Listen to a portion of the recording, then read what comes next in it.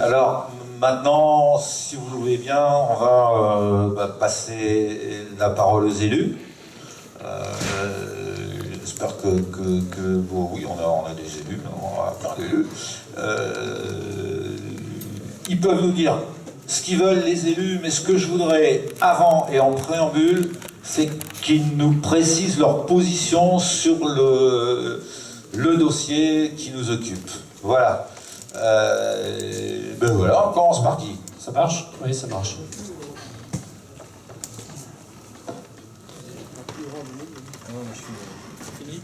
Après les gens de la salle, évidemment, vont pouvoir s'exprimer aussi, et aussi poser des questions aux élus.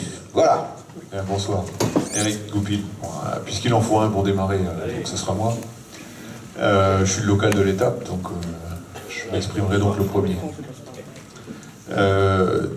En préambule, je voudrais remercier tous les gens qui se sont mobilisés, les 65 personnes dont tu as parlé tout à l'heure, Roger. Parce que ces gens ont fait là un acte citoyen, je pense. Il y en a eu d'autres, hein, sur les biards aussi. Ouais, il y a eu du travail de fait aussi sur les biards, avec les Igni Running et puis les gens des biards, les gens du comité des fêtes. Moi, ça me plaît bien parce que ça ramène un petit peu le citoyen au cœur de la situation. Et puis, au passage, ça aide la collectivité. Et puis ça nous évite d'avoir trop d'agents à aller travailler sur ce secteur-là, parce que on fait comme tout le monde, on essaie de faire attention à ce qu'on fait et pas aller dépenser plus qu'il n'est nécessaire en termes d'emploi. Ça, c'est la première chose dont je voulais parler. Donc encore merci à tous ces gens qui se sont mobilisés, et puis effectivement, j'espère qu'il y en aura d'autres lors d'une prochaine journée. Et puis je voudrais répondre aussi à ce dont tu as parlé tout à l'heure concernant le tourisme. Alors j'avais pas vu ce document, je le connaissais pas, parce que je fais pas partie du Pays de la Baie. Je ne suis que le suppléant de Guénaël au Pays de la Baie. Et alors ça me choque un petit peu, effectivement, ça me choque même beaucoup. Et puis simplement pour vous dire qu'on a déjà commencé à travailler là-dessus. Il y avait une réunion qui avait lieu dans le cadre de Maître du Rêve aujourd'hui, mais il n'empêche que les chemins qu'on a recensés aujourd'hui pour passer de la voie verte à la vallée de la Sélune, qu'il y ait un lac ou qu'il n'y en ait pas, ces chemins-là, de toute façon, ils seront toujours là. Et si on les travaille, bien entendu, on pourra les mettre en valeur. Et voilà. Donc, alors, j'étais pas à cette réunion-là, j'avais des élus qui y étaient, donc je ne connais pas trop ce qui s'est passé aujourd'hui, je verrai avec mes élus. Et puis, effectivement, nous n'avons toujours pas d'office de tourisme, et nous n'en aurons pas à Isigny-le-Beurre. Quand nous sommes entrés dans la communauté de communes Avranches-Mont-Saint-Michel, a la compétence tourisme. Alors nous avons déjà commencé à sensibiliser la vice-présidente en charge du dossier il y a quelque temps, et Madame Catherine Brunorine, il est effectivement impératif que Isigny-le-Buat, au même titre que les autres collectivités qui ont intégré la communauté de communes Avranches-Mont-Saint-Michel, puisse avoir aussi sa part de promotion dans le cadre de la compétence tourisme de la communauté de communes. Alors, on va vous parler établissement public, industriel et commercial, un EPIC qu'on est en train de créer à la communauté de communes pour faire en sorte de promouvoir encore mieux tout le secteur. Alors, ce sont des choses sur lesquelles on a déjà commencé à travailler, qu'on va affiner. Alors, il est bien entendu que toutes les idées sont bonnes à prendre et que si vous en avez, il est important de les soumettre à vos élus, parce qu'on est preneur d'informations et il n'y a aucun souci de ce côté-là. Vos élus sont à votre disposition pour ça, pour qu'on puisse avancer. Faites-nous des propositions, nous les ferons remonter et puis on travaillera avec la communauté de communes pour qu'on puisse avancer ce dossier-là et boucher le trou. Voilà, parce que cet ovale là, effectivement, il n'est pas très sympathique à regarder, et voilà, ça me plaît beaucoup. C'est un peu de la provocation de ma part. Non, mais ça me permet... Ça n'a rien à voir avec l'Assemblée Générale, mais c'est pour ça que je tenais à donc, faire il faut pas qu'on passe trop de temps là-dessus, parce qu'en fait, il faut travailler en dessous, il ne faut pas travailler en public, ça sert à rien. Je tenais à répondre à cette remarque et à indiquer qu'il était important qu'on puisse aussi faire remonter des informations vers les élus. Et je n'avais pas vu ce document. Quant à ma position, j'ai fait voter plusieurs fois la commune d'Isigny-le-Buat et les élus d'Isigny-le-Buat sous 2 mandats. Donc je suis au 2e mandat. On a voté, je crois, au moins 3, voire 4 délibérations disant que nous refusions l'arasement des barrages. Je n'ai pas non plus changé d'avis par rapport à ce que j'ai toujours dit, c'est-à-dire que je ne voulais pas de double peine. À savoir que je ne veux pas d'un arasement des barrages, mais ce que je ne veux pas, c'est au cas où ça se fasse malheureusement, et on est toujours en attente de décision, c'est qu'on ait la double peine et qu'on se retrouve avec rien, avec pas de projet de prévu pour l'après. Peut-être qu'on n'aura rien. Peut-être qu'on n'aura rien, mais si on n'en propose pas non plus, on aurait, c'est sûr, rien du tout. Maintenant, il faut qu'on en propose malgré tout. Alors, je prends ma responsabilité d'élu. Elle vous convient ou elle ne vous convient pas, mais les mêmes qui m'auront dit tu n'as pas fait ce qu'il faut parce que tu n'as pas prévu les choses, sont aujourd'hui les mêmes qui me disent tu fais pas ce qu'il faut parce que tu recherches les 2 solutions. Et voilà, je ne dis que ce que je pense, et je pense, moi, que je ne veux pas de double peine. Je ne veux pas de double peine pour ma région, je ne veux pas de double peine pour ma commune, et je ne veux pas de double peine pour la Masure. Et je ne veux pas faire de chômeurs à la Masure. J'ai toujours essayé de défendre ça. Après, chacun en pense ce qu'il en veut. Je ne peux pas empêcher les gens de penser autre chose. Mais moi, ce qui m'inquiète beaucoup, c'est les 2 ans de vidange. Alors je suis super content que vous ayez un repreneur. Alors ça me plaît tout à fait, contrairement peut-être à ce que certains peuvent penser. Mais peut-être. Mais s'il y en a un, tant mieux, parce qu'au moins on va avoir du concret, et puis on verra bien ce que l'État a dans le ventre. C'est tout. Si aujourd'hui il n'y en avait pas, enfin jusqu'à aujourd'hui il n'y en avait pas. La seule difficulté pour moi aujourd'hui, c'est que 2 ans de vidange, en supposant qu'on tuile les 2 ans de vidange avec l'appel d'offres qui doit être relancé par l'État, parce que même s'il y a un repreneur, il y a un appel d'offres, vous le savez bien. Construire l'appel d'offres, le temps de réhabiliter ensuite le barrage, il y aura quand même des travaux, même s'ils sont mineurs, et je ne souhaite qu'ils soient que mineurs. Il y a eu oui, j'ai voulu être court tout à l'heure parce que voilà, après on endort les gens avec tout un tas de détails, mais il y a eu Alain Babin est là si je me trompe, qu'il me corrige surtout. Il y a eu une visite subaquatique en 2015 dont on a eu les résultats. Je me trompe, Alain, ou pas? 2014. C'est Alain Babin, il est où? Voilà. 2014, d'accord.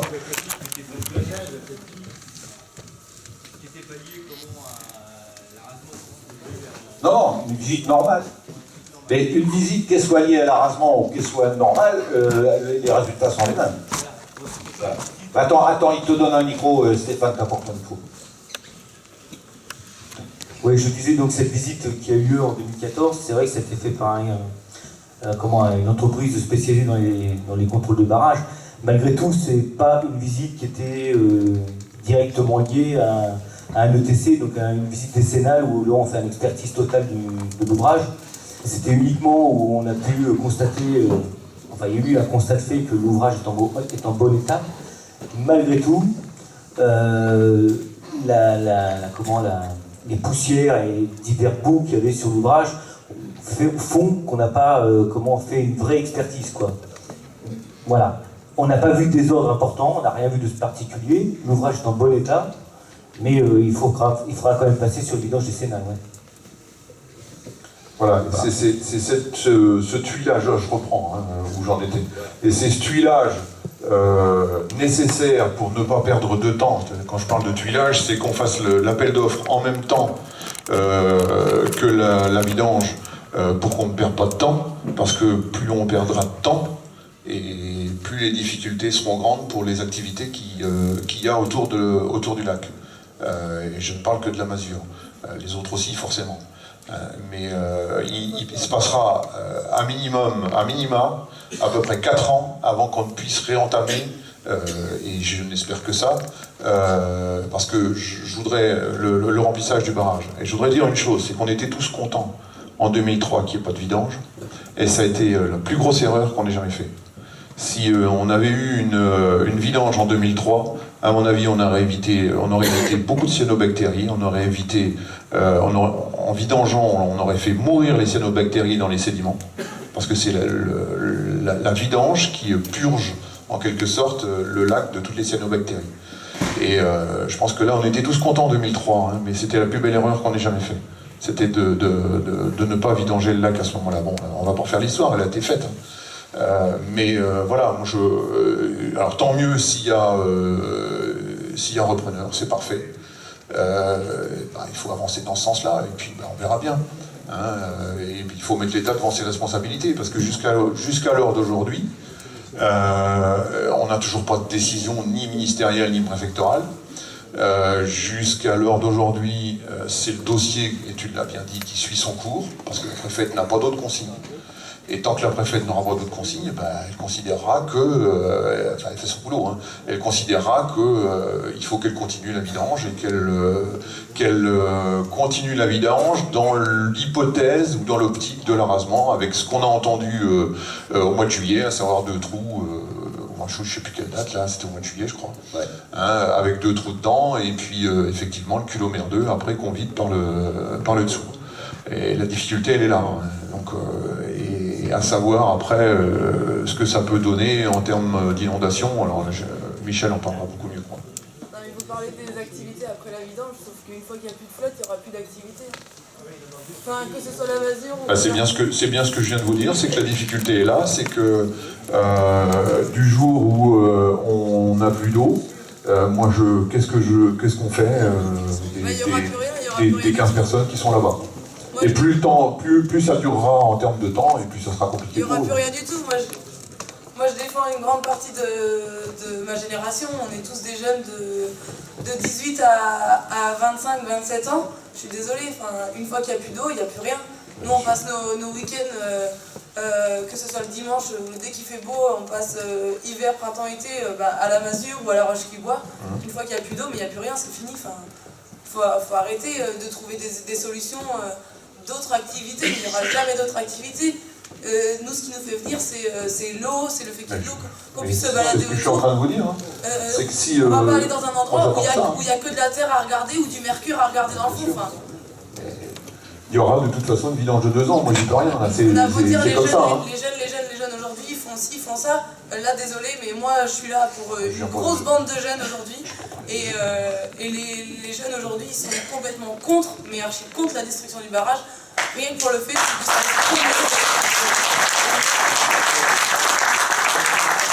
Alors, je ne vais pas parler des jeunes, moi, je vous ai accusé de rien. Non, bien sûr, bien sûr. Mais moi, je suis, je pense, la seule jeune de 25 ans aujourd'hui j'ai pas beaucoup plus que vous, hein, allez.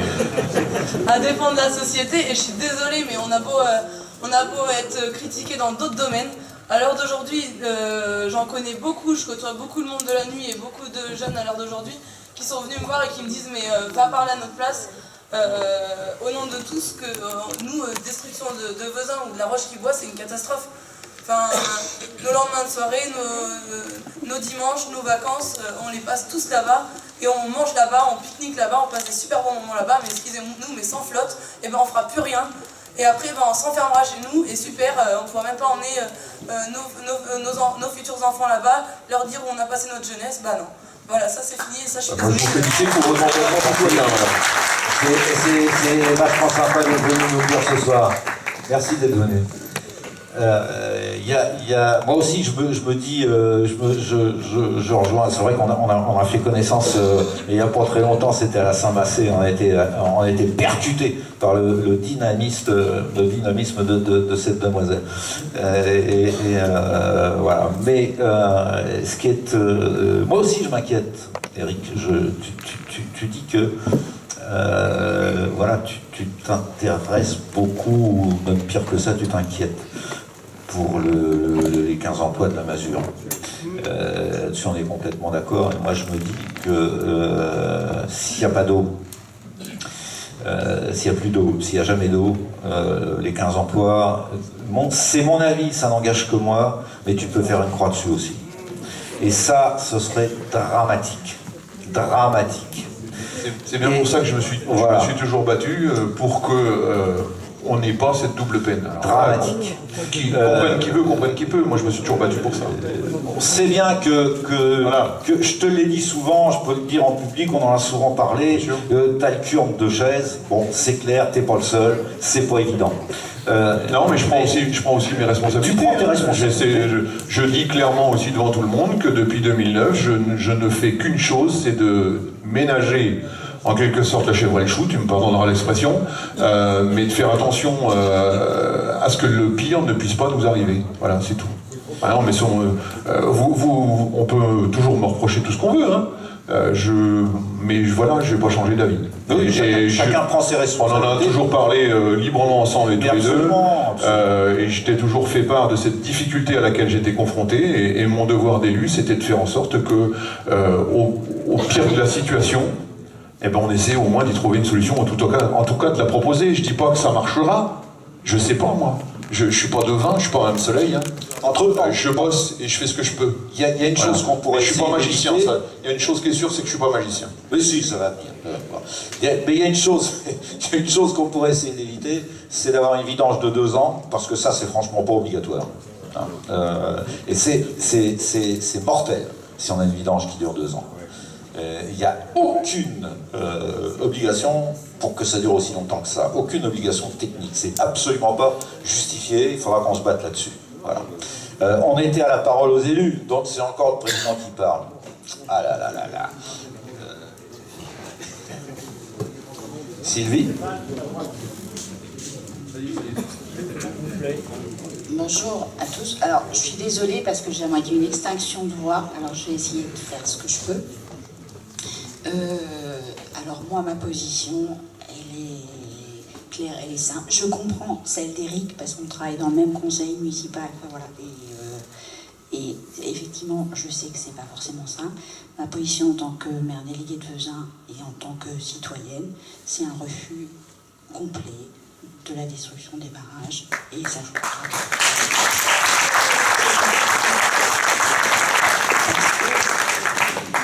J'ai douté parfois, mais là, je ne doute plus et je sais que ce ne sera plus le cas.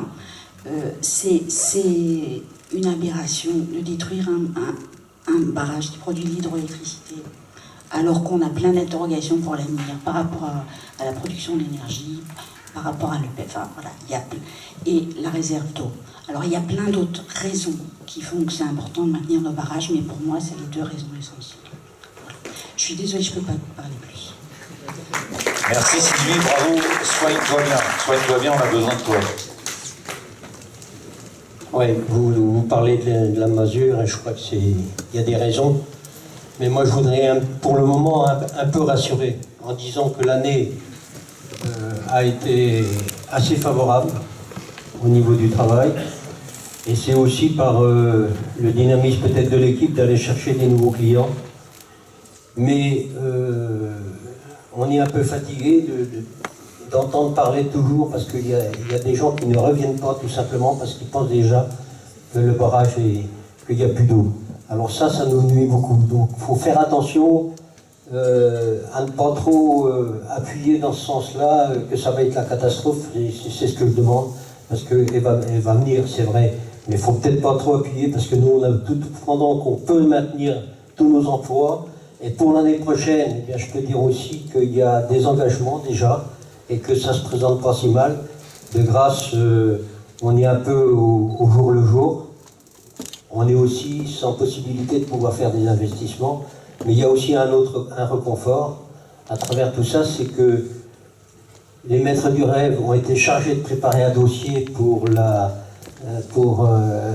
rénovation de la masure, et que ce dossier a été pris par la communauté de communes de Mont-Saint-Michel, et je crois que c'est un dossier qui avance parce que le choix des architectes est en train de se faire, et on a un appel d'offres qui va se faire sur un montant très important, et je crois que ça renforce aussi la masure. Voilà ce que je voulais dire. Oui, mais si vous n'avez plus d'eau, Maurice, vous ferez comment? Mais ça je sais, mais ne soyons pas trop pessimistes, voilà, pour la mesure. On peut l'être pour les lacs et les barrages, si j'ai bien compris, mais pas pour la masure. C'est bien ce que j'ai compris. Il faut essayer, quoi. Oui, il faut garder la masure, mais pas les lacs et les barrages. Non, mais c'est un peu... Je crois que tu as tout résumé.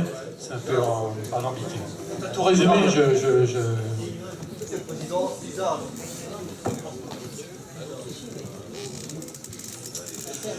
Bien, donc Michel Gérard, maire de Boyer.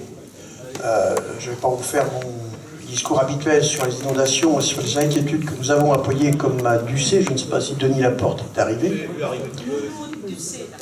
Bien.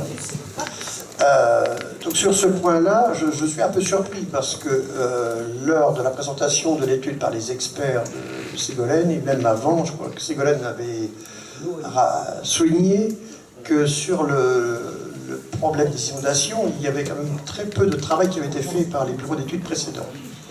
Donc on s'attendait à ce qu'il y ait un travail qui soit fait plus profondément par les experts qu'elle avait nommés ou par un bureau extérieur, et nous considérons que rien n'est venu. J'ajouterai que le sénateur Jean Bizet nous avait également appelé, Denis Laporte et moi-même, pour nous signifier qu'il y avait encore quelques financements possibles pour toucher un cabinet d'études qui serait chargé donc d'approfondir ce point-là. On a eu cette annonce par notre sénateur et depuis, ça fait quand même plusieurs mois, on ne voit rien venir. J'ai l'impression que le problème d'inondation est un réel problème pour les services de l'État. Ils n'arrivent pas à comprendre ce qui va nous arriver si les barrages sont rasés. On le sait très bien, à Ducé comme à Boyer. On sait que, tout à l'heure, même John l'a précisé, que peut-être que nous aurons des inondations, peut-être pas aussi fortes qu'aujourd'hui, mais nous aurons plusieurs inondations, parce qu'il y aura des variations au niveau du débit qui ne seront pas maîtrisées aujourd'hui, comme ça se fait par les barrages, grâce au service de l'EDF. Donc pour nous, c'est une réelle inquiétude. Donc les promesses de bureaux d'études complémentaires, on les attend toujours. Enfin, on a les promesses, mais on n'a toujours pas les études. Ça, c'est le premier point. Le deuxième point, ça concerne la réserve d'eau. Ça a été signalé tout à l'heure. Et quelqu'un tout à l'heure précisait effectivement que le niveau d'eau dans les barrages est anormalement bas. Mais moi, je constate quand même, je vais souvent à Saint-Hilaire, quand je passe à la Paveille, je regarde systématiquement la Célune et les ronds. Ça fait quasiment 1 an qu'il n'y a presque pas d'eau à ce niveau-là. Et je me souviens que les experts de Ségolène Royal avaient précisé à la préfecture de Saint-Lô qu'ils constataient au fil des années que le débit de la Célune diminuait. Or, aujourd'hui, tu l'as souligné tout à l'heure, John, le syndicat des bocages prend son eau dans la Célune. Et si on voit au fil des années ce débit diminuer, je trouve que ce passer de la réserve d'eau des barrages qui est assurée par la présence des barrages de Vezin et de la Roche-les-Bois, c'est un risque majeur, non seulement pour nous, mais pour les enfants que nous avons et les petits-enfants qui seront là aussi après nous. Donc c'est aujourd'hui, on s'inquiète de la qualité de l'eau. Je voyais encore une émission hier soir ou avant-hier soir à la télévision. Est-ce que l'eau de source est aussi bonne que l'eau qui est produite par nos stations de traitement? On s'inquiète de la qualité de l'eau. Demain, on va s'inquiéter de la qualité de l'eau et de la quantité d'eau. Parce que demain, si on n'a pas d'eau, on pourra toujours parler qualité. Mais s'il n'y a pas d'eau, il n'y a pas de solution à cela. Le troisième point, dont je vais aller rapidement, c'est l'énergie électrique. Aujourd'hui, on regarde un peu tous les projets qui se présentent au niveau de l'électricité, des voitures électriques et d'autres moyens. On va mettre en place des bornes de recharge pour les véhicules électriques.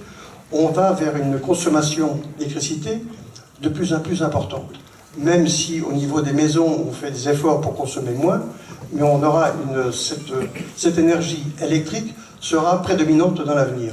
Et supprimer aujourd'hui toutes les sources d'énergie possibles, notamment celle-ci qui est propre, on dit tout à l'heure, renouvelable, qui nous coûte peu, c'est une erreur manifeste. Et enfin, j'en termine, avec les maîtres du rêve qui nous ont présenté quelques projets d'aménagement dans la vallée de la Sélune, avec la tyrolienne, avec le pont de Singe, tout ce que l'on veut. Ce qui m'inquiète, moi, élu, c'est qu'on nous présente cela, mais on ne dit pas qui en aura la charge après. Et là, si c'est les collectivités locales, on va vers des dépenses importantes, parce qu'il y aura non seulement la maintenance, il y aura des risques, parce que je vois l'espèce de pont de Singe qui est prévu au niveau des barrages pour garder un peu le dessin du haut du barrage. Il suffit qu'il y en a un qui fasse après une bonne soirée bien arrosée, il passe par-dessus, il y aura un premier mort, deuxième mort. Ce sont des projets que je trouve très, très légers et très risqués et très coûteux pour les collectivités. Donc voilà, je terminerai. Donc je répète, le problème d'inondation, l'eau, l'électricité et les aménagements qui sont prévus par le maître du rêve me semblent un peu risqués. Surtout pour le nombre de jeunes. Est-ce qu'on doit en conclure que c'est pour le maintien des barrages? Ah oui, c'est important. Alors c'est vrai que ma position est plus facile, hein, parce que bon, je comprends Eric. Nous, on n'a que des risques à venir si les barrages sont rasés. Bon, voilà, donc je suis absolument contre l'arasement des barrages.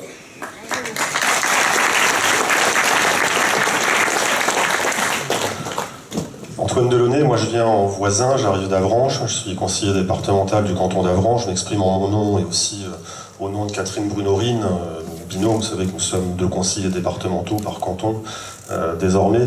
Alors nous, le canton d'Avranches, c'est un beau canton qui court d'Avranches jusqu'à Gelouville, c'est la partie nord de la baie du Mont-Saint-Michel. Il y a énormément de jolies choses intéressantes qui s'y passent. On a notamment des moutons de présalé, puis on a aussi des dizaines et des dizaines de milliers de personnes qui viennent de la France ou de l'Europe entière chaque année pour traverser la baie du Mont-Saint-Michel au départ du Groin du Sud sur la commune de Vins ou au départ du Bec d'Andenne sur la commune de Genêt. C'est une activité touristique et économique très importante pour notre canton. Il n'y a pas besoin de vous faire un dessin. Cette activité touristique et économique, elle est éminemment dépendante de la sûreté écologique et de la sûreté environnementale de la baie du Mont-Saint-Michel.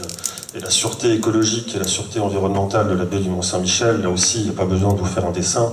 Ça dépend de beaucoup de choses, mais notamment et très directement de la sûreté écologique, de la sûreté des barrages.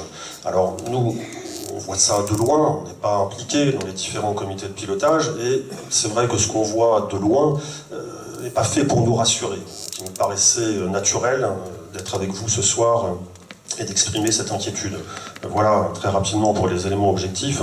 Quant à ma position personnelle, beaucoup ici la connaissent déjà depuis des années, et je parle un peu plus avec le cœur. Elle est bien évidemment, pour tout un tas de raisons qu'il est inutile de rappeler parce que beaucoup ici les partagent, une opposition totale, ferme et définitive à ce projet d'arasement qui au final relève d'une idiotie sans nom.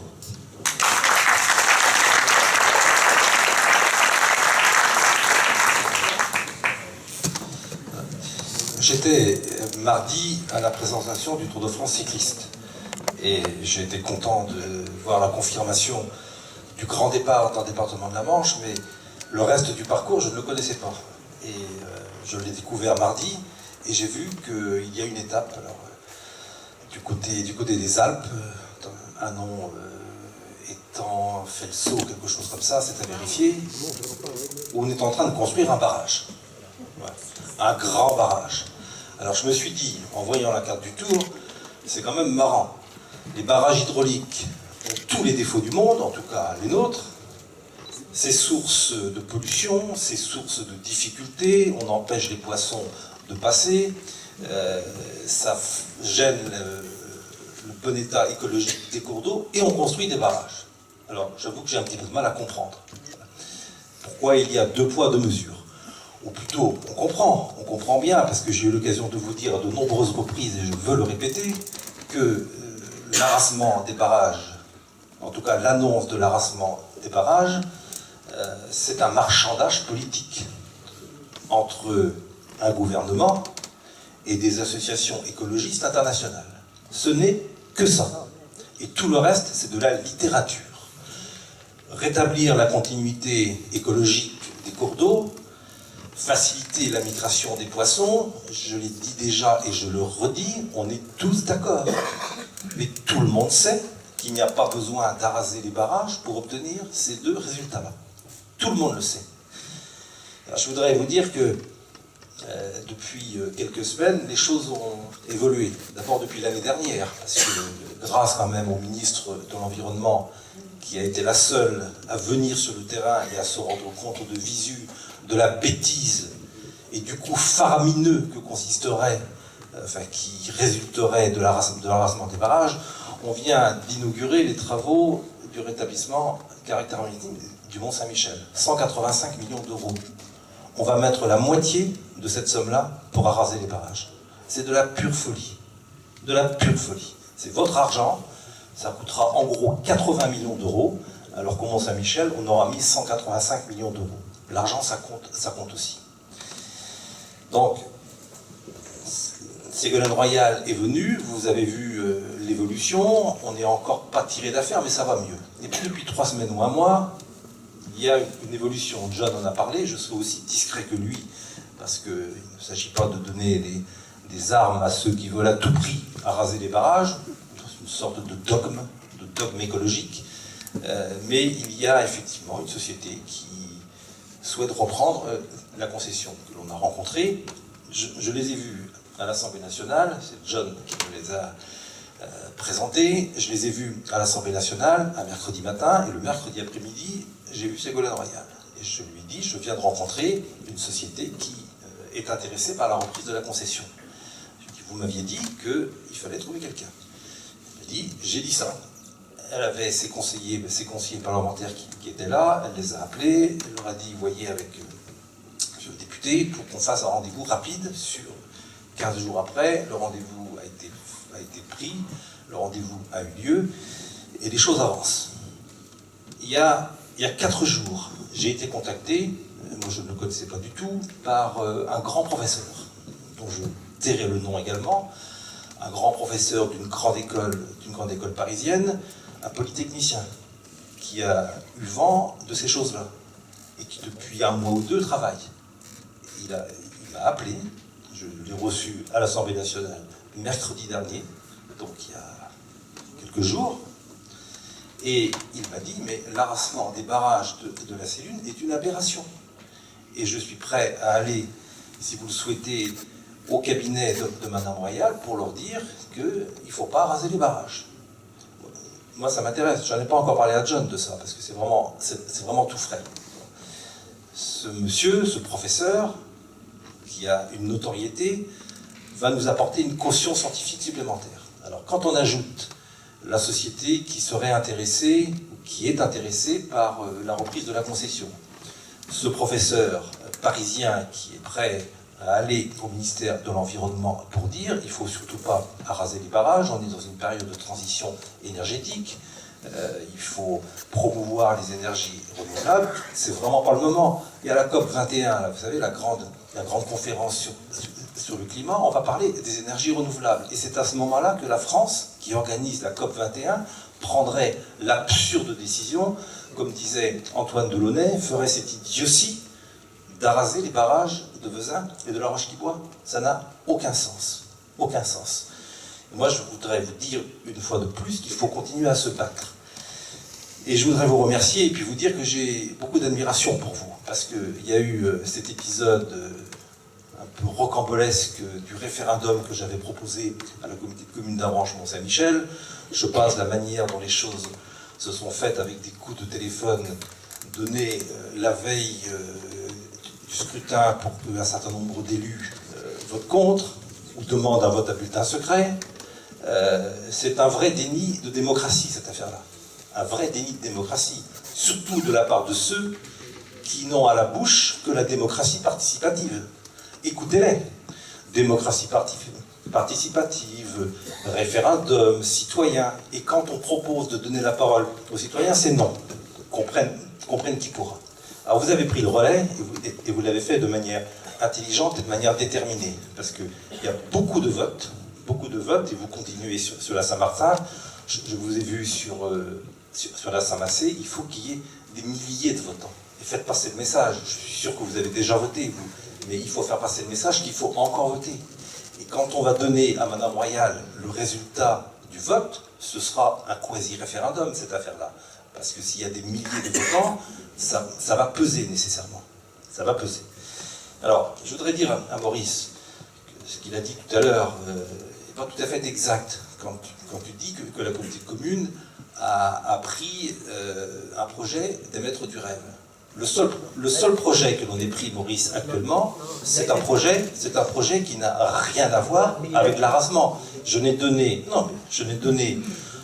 mon aval et je n'en donnerai pas d'autre à la communauté de communes. Le seul dossier, c'est celui de la réhabilitation des bâtiments de la Masure, qui n'a aucun lien avec l'arasement. Je n'accepterai à la communauté de communes d'Avranches Mont-Saint-Michel aucun dossier qui aurait trait à l'arasement des barrages de Vezin et de la Roche-qui-Boit. Là, c'est simplement la réhabilitation du bâtiment de la Masure, et c'est là qu'on va effectivement faire un concours d'architectes, faire un certain nombre de choses, mais ça n'a strictement rien à voir avec l'arasement des barrages. Éric le sait, je m'oppose et je m'opposerai à tout dossier à la communauté de communes qui serait en lien avec l'arasement des barrages. Voilà, je le dis de façon tout à fait claire, il faut avoir une position précise, pas une position ambiguë, pas un jour comme ça, un autre jour comme ça, on gagne à la clarté.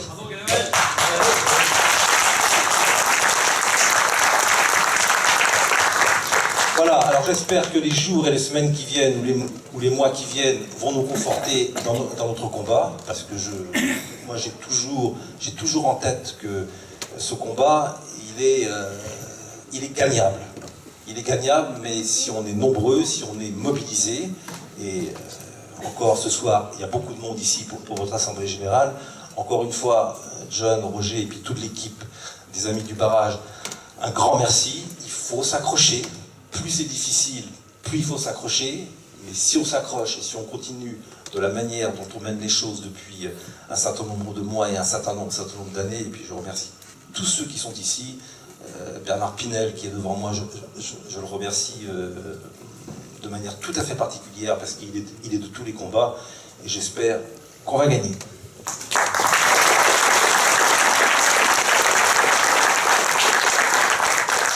Ouais, Monsieur Pinel, dites-nous un petit mot. Après, on ira boire un coup. Ouais. Je n'avais pas prévu de prendre la parole ce soir. Enfin, bref. Tout à l'heure, vous avez cité beaucoup de circonstances. Il y en a une que je peux vous citer, entre autres, sur les inondations éventuelles. Vous avez, par contre, j'ai des photos à vous remettre si vous le voulez, qui prouvent qu'il y a eu des problèmes vers les années 1910, et dont on a relaté quelquefois cette activité, si on peut dire, dans l'inondation. Et cette inondation a laissé la trace sur une des photos que j'ai. Il y a un arbre qui est arrivé sur le moulin des Biards. C'est-à-dire que l'arbre a été transporté, il est couché sur le toit pratiquement du moulin. Alors c'est vous dire, vous voyez la puissance qu'il pouvait y avoir. Alors ça, je crains fort que ça se renouvelle, car je le répéterai toujours, vous savez très bien que les inondations, ils ne viennent que quand il y a des crues puissantes. Il ne s'agit pas de contrôler l'airon ou la cellule en permanence pour voir le cours d'eau, il s'agit de voir qu'il peut y avoir une catastrophe. Et la catastrophe va nous tomber dessus. On a les exemples dans le Midi, on a les exemples en Vendée, on a les exemples un peu partout dans le monde. Et ça peut être un bouton au bout du nez. Alors là, je mets en cause, si vous le voulez, ceux qui veulent laisser croire qu'il y a un rêve extraordinaire, car le rêve, ça ne doit pas exister quand on veut construire. Mais pour moi, on peut rêver, bien sûr, mais on doit faire un dossier complet de construction qui ne met pas en cause toujours de dire on va essayer. Il faut dire on va y arriver. Il faut insister là-dessus, parce que je trouve que l'appellation qui a été mise pour le bureau d'études, c'est magnifique. Le rêve. Ah ben oui, eh bien, vous savez que moi je n'ai jamais rêvé pour construire quelque chose qui n'aurait pas tenu la route. Heureusement que vous n'avez jamais rêvé d'ailleurs, parce qu'on n'en serait pas là. Voilà, mais enfin bref, eh bien, écoutez, je ne veux pas prendre des paroles plus longtemps parce que vous connaissez ma position. De mon côté, je participe un peu, mais si vous le voulez, un petit peu de réaction personnelle, duquel j'ai eu des entretiens là dernièrement, bien sûr par courrier. J'en ai fait part à Ganaël, vous avez pu voir dans la presse, mais je crois qu'aujourd'hui, eh bien, la préfète est certainement gênée dans cette situation, parce qu'elle a du mal à lui répondre, je dirais correctement, sur les points qu'on lui pose. Alors là, croyez-moi qu'on verra bien, mais malheureusement, il y a toujours des élections, et souvent, ça change les choses. Voilà.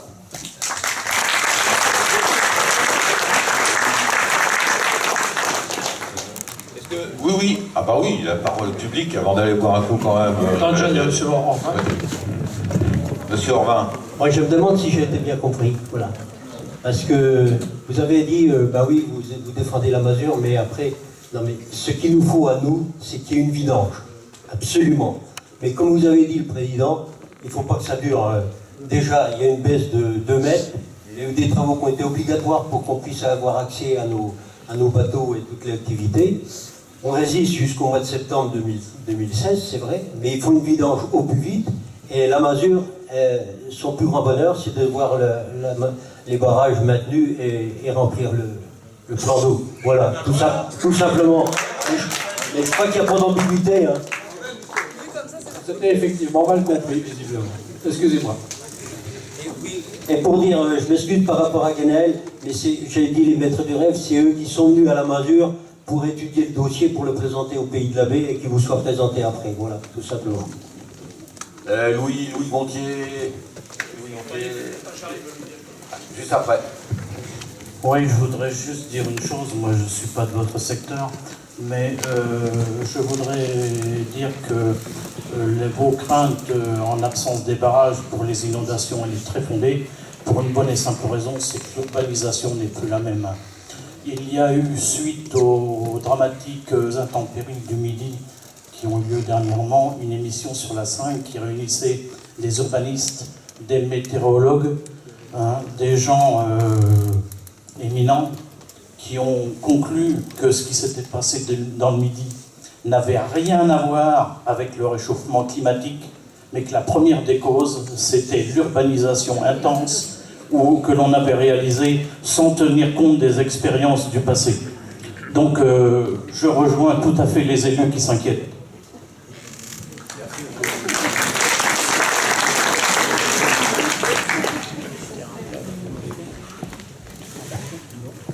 Merci beaucoup. Je vais essayer de ne pas prendre trop de temps si c'est possible parce qu'il est déjà tard et je vais vous lire quand même quelque chose que j'ai...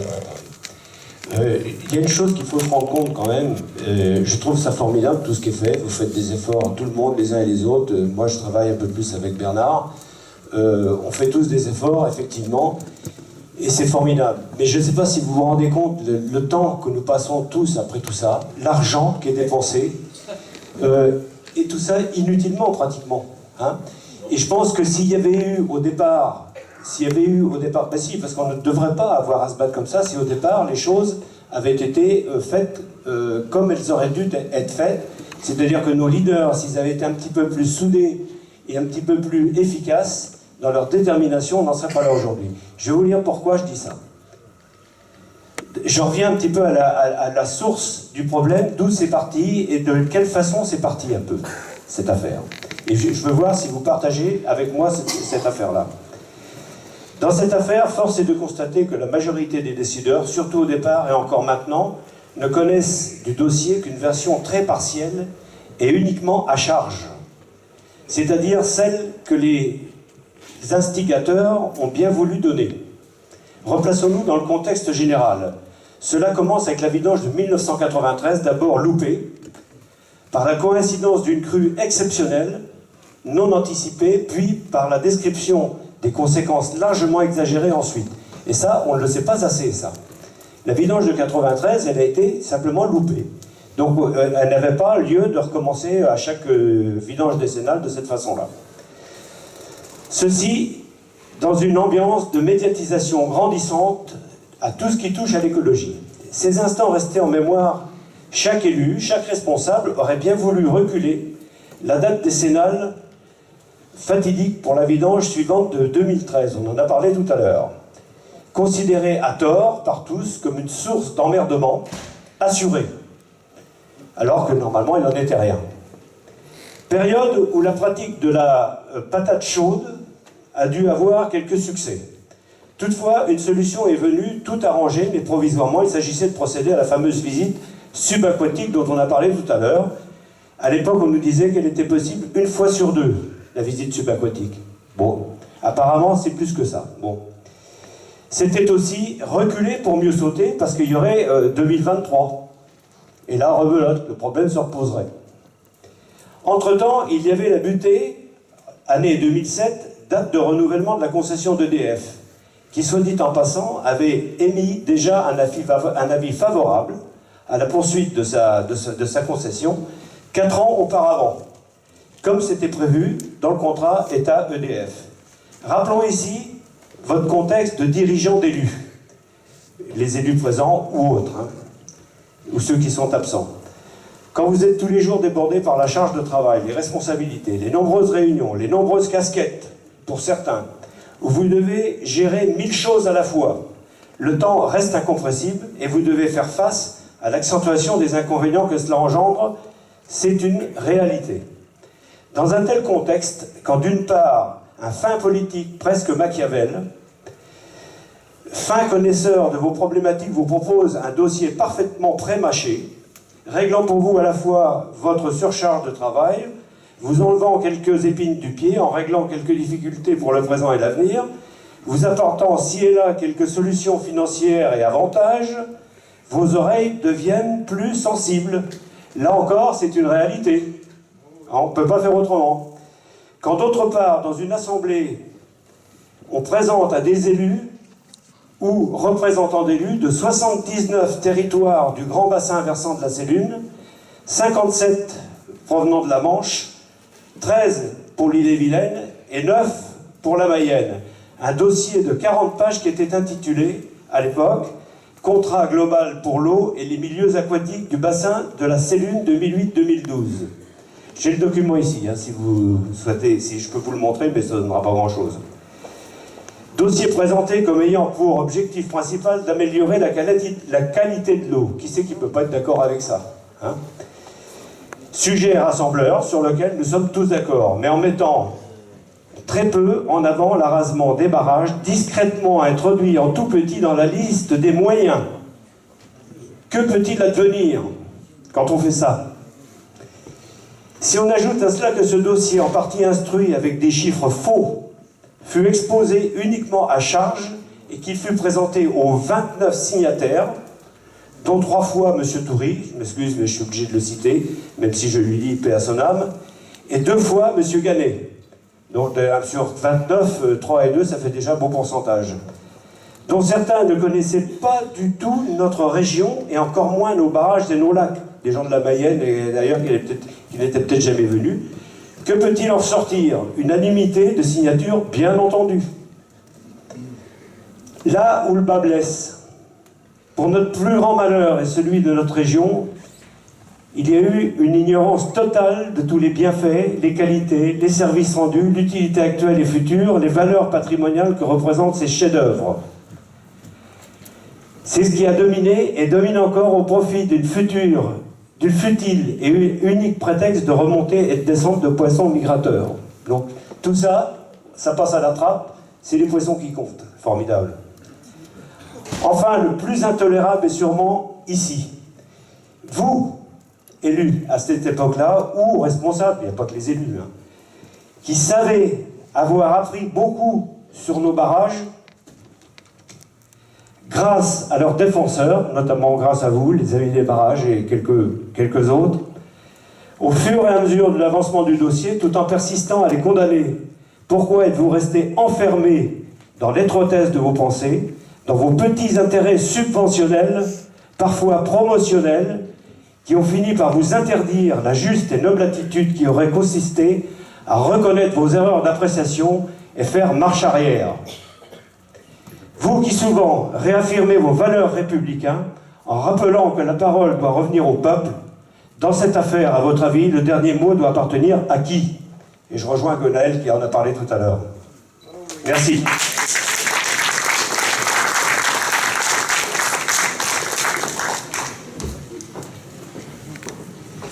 On a entendu tout à l'heure, Roger Niveau là, on a entendu tout à l'heure des élus qui sont pour justement défendre nos barrages. Mais est-ce qu'on pourrait avoir l'avis de certaines personnes qui, eux aussi, ont parole sur ces barrages-là? Je pense, entre parenthèses, au niveau du département, Monsieur Lebas.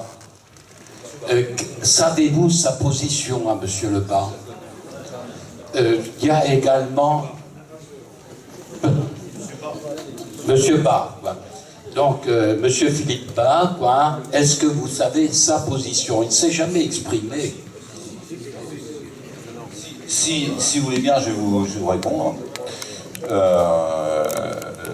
Nous avons rencontré, j'ai rencontré et on a rencontré avec mon ami Roger Philippe Bas. Je l'ai croisé hier soir à une poignée de main chaleureuse. Et je dois vous dire que Philippe Bas nous a dit en 2012 qu'il était absolument opposé à l'arasement des barrages. Et j'ai cru, on l'a cru, et je le crois toujours, parce que je doute qu'un homme de cette qualité, et compte tenu de la position qu'il a maintenant, puisse changer d'avis comme ça. Donc, Philippe Bas nous soutient, et il est complètement opposé à l'arasement des barrages. Autrement, il me l'aurait dit, s'il avait changé d'avis. Voilà. Mais je pense qu'il y a certaines personnes qui étaient contre l'arasement des barrages, et pour quelle raison? Quelquefois, il y a une doublure de la veste qui est passée de l'autre côté. C'est parce qu'il y a quelquefois des gens qui achètent des costards vachement trop chers pour ce qu'ils valent. Il ne devrait pas y avoir de doublure. Une seule, ça doit suffire. Merci pour la réponse. Ce fut un plaisir, monsieur.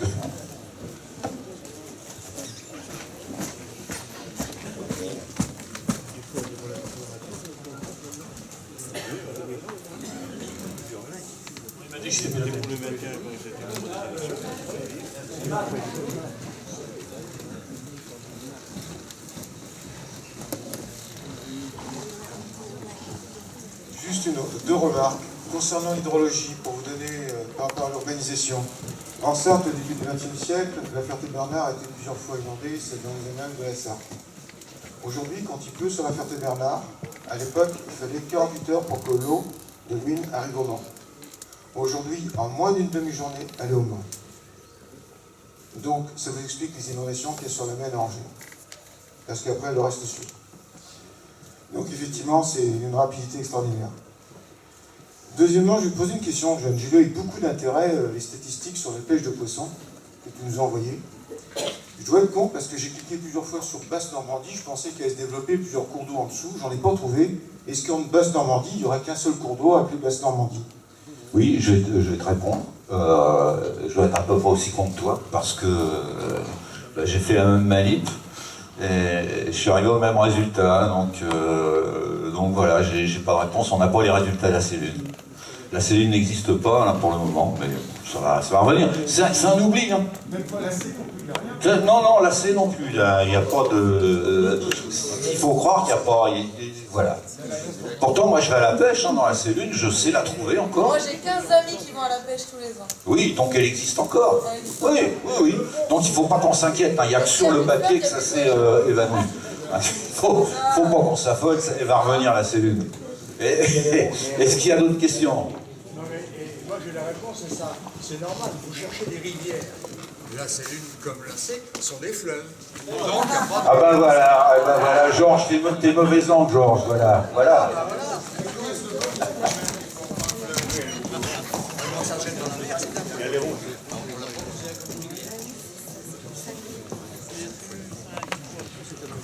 Monsieur le Président. Oui, je voudrais quand même ajouter au sujet du rachat de l'électricité. Vous dites, vous êtes société, c'est très bien. Parce qu'il faut quand même faire l'historique de l'EDF. En 1948, Vezin a été nationalisé. En 1948. L'EDF a le monopole, enfin, de la vente de l'électricité. Mais n'a pas le monopole de la fabriquer. Aujourd'hui, hein, si on rejette dans son réseau au nord, ils doivent payer les quelques kilowatts que la turbine va sortir. Ça, c'est la règle qui est encore en vigueur aujourd'hui. Donc, Vezin, s'ils veulent plus s'en occuper, effectivement, s'il y a un privé et qui dit, moi, je remets les turbines en route, il y a quand même l'hiver 13, 14, 15 mégawatts, c'est pas une petite affaire. Je crois qu'en 1948, à partir de 5 mégawatts, ça devenait le bien de l'État. Je crois. Oui, c'est dans ces tarifs-là. Aujourd'hui, ils sont obligés d'acheter. Même, c'est pour vous dire, en France, on a tellement de procédures. Moi, je connais une turbine sur la Vire. On a interdit de l'exploiter. C'est un ami, je connais, avec tous les échelles à poisson. Il y a un Belge qui l'a acheté. Aujourd'hui, il l'exploite, lui. Voilà un exemple. C'est clair et net. Alors, si l'EDF ne veut plus exploiter, il y a des clients pour exploiter. On ne va quand même pas laisser mourir un ensemble pareil. 15 mégawatts l'hiver qu'on sort. La Roche-du-Bois, c'est tout neuf. Hein. Moi, je veux bien leur prendre à mon compte et l'exploiter. Hein. C'est pas trop compliqué. Votre candidature, et Naël, tu peux prendre des notes. Non, mais c'est un exemple que je vous donne. On dit l'EDF ne veut plus acheter, ne veut plus. C'est faux. Ça, c'est de la fumée qu'on nous envoie. C'est ce qu'on dit, c'est de la fumée. De la fumée, comme on en voit beaucoup partout aujourd'hui. Que de la fumée. Et ça fait partie de la fumée que j'ai envoyée. C'est ce que je veux dire. Merci, Monsieur le Président de la Société de pêche de Sourdeval.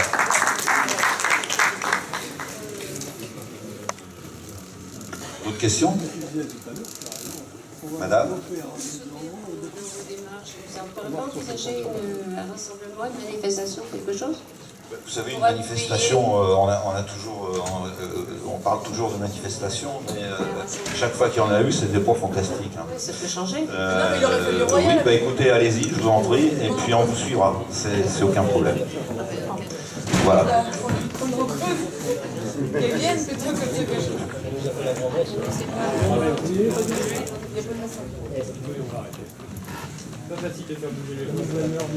Il n'y a plus de questions?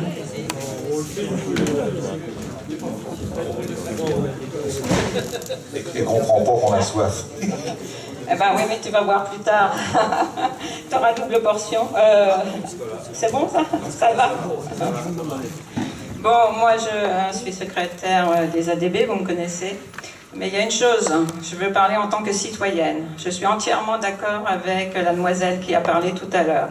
On doit penser aux jeunes et à nos à leurs futurs enfants. C'est-à-dire que les médias à la télévision vous disent appuyez sur le bouton d'électricité pour faire des économies.